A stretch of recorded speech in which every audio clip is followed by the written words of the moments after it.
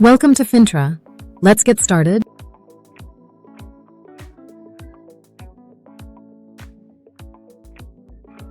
Does money really buy happiness?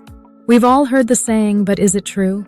While money can ease stress and cover basic needs, research reveals a twist. Beyond a certain point, more wealth doesn't mean more happiness. In this video, we unravel the hedonic treadmill, the Easterlin paradox, and the real secrets to lasting joy. Is it luxury, purpose, or connection that fuels fulfillment? Let's explore the surprising truth about money and happiness. Did you know that studies show money can actually boost happiness, but only up to a certain point? Once you hit around $75,000 a year, the increase in happiness levels off, which raises the question, does money really buy happiness?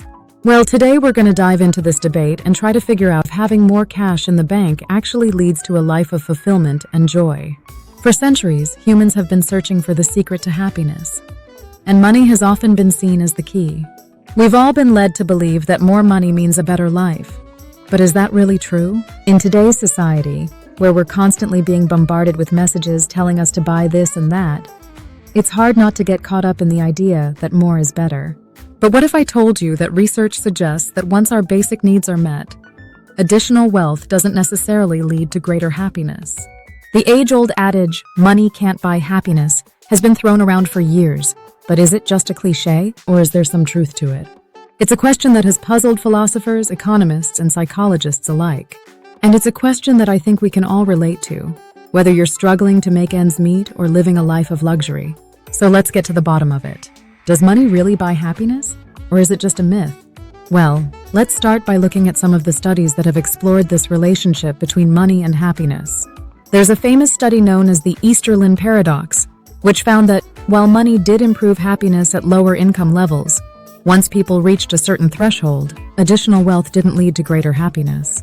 Another study published in the journal Nature found that people who prioritized time and experiences over material goods reported greater happiness.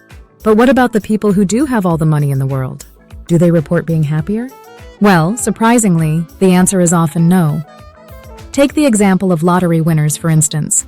You'd think that winning millions would solve all their problems and make them incredibly happy.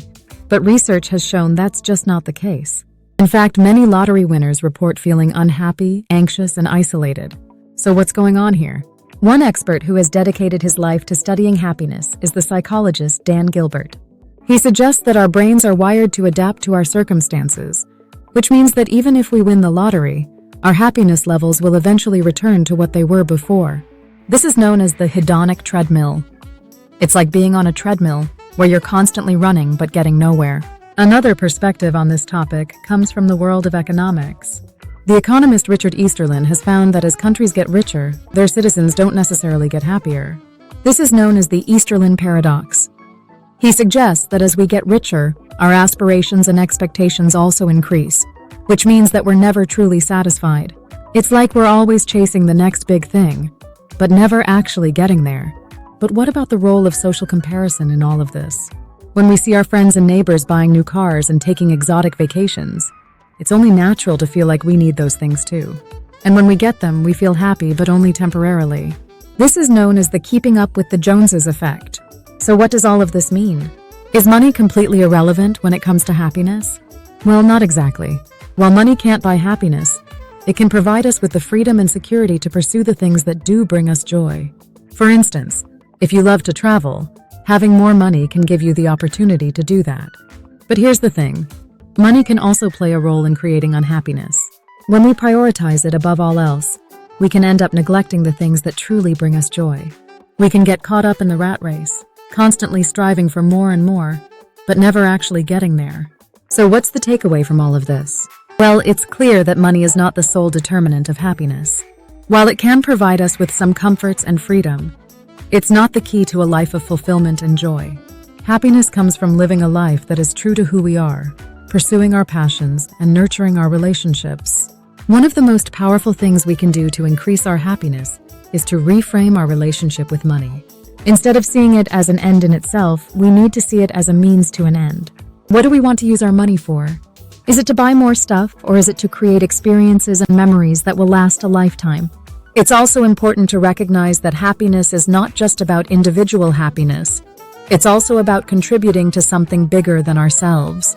When we focus on giving back to our communities and making a positive impact on the world, we can find a sense of purpose and fulfillment that goes way beyond material wealth. As I said at the beginning, the relationship between money and happiness is complex. It's not a simple yes or no answer. But what's clear is that money is just one part of the equation. Happiness comes from living a life that is true to who we are, pursuing our passions, and nurturing our relationships. So what's your take on this? Do you think money buys happiness? Share your experiences in the comments below. And if you want to learn more about this topic, be sure to check out our video on the science of happiness. Don't forget to subscribe and hit that notification bell, and we'll see you in the next video.